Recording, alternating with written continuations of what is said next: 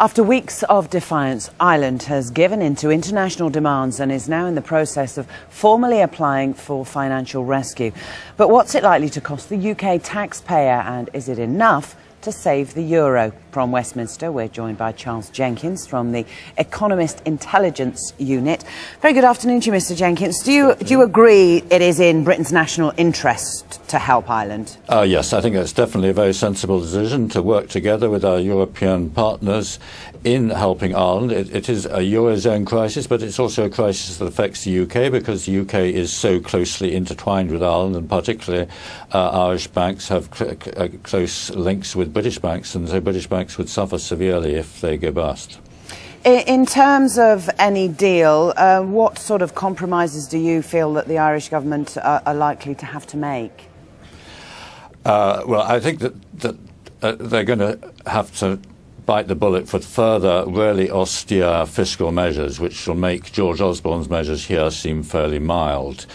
Where I think they will probably hold out, possibly successfully, is on demands to increase their corporate tax rate from the present 12.5%, which is very competitive, or almost the lowest in the EU, and which is a major beacon of attraction for foreign investment, and that could be a way of getting them out of the crisis. So I think that they have a good case for standing out on that issue.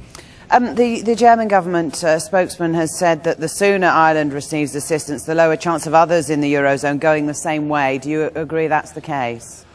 Not really. I mean, obviously Ireland does have to receive assistance, and obviously the possibility of contagion via the banking system would exist if nothing was done about it. So I'm not saying it's right that the Ireland problem is tackled now, but it's not going to in itself solve the Portuguese problem or the Spanish problem.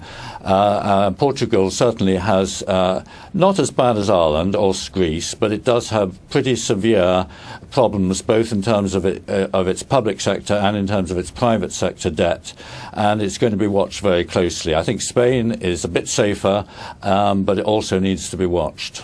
Up until this weekend, the Irish government was saying, no, we're fine to the middle of next year, we aren't going to need this help. Why has it suddenly come to this, and is there another way that they were looking at? I don't know quite why they held out so long. I think it was obvious for the last week or so. But the reason was that they had tackled their fiscal problems, had deteriorated very radically from a fairly benign situation. But they'd also taken fairly drastic action in terms of public sector salary cuts and tax increases to deal with their fiscal problems. So I think they felt that they'd been virtuous, and to some extent justifiably. The problem is that their banking sector is really just about the worst in the whole EU. I mean, we all have banking sectors which have been hard hit by the financial crisis, but the Irish banking sector really makes the other banking sectors look quite healthy, except for Iceland, and that is what's really brought down brought the Irish government to seek aid. It's not its own problems, but the banking sector's problems. Yeah, interesting. In terms of the euro, do you fear for its future?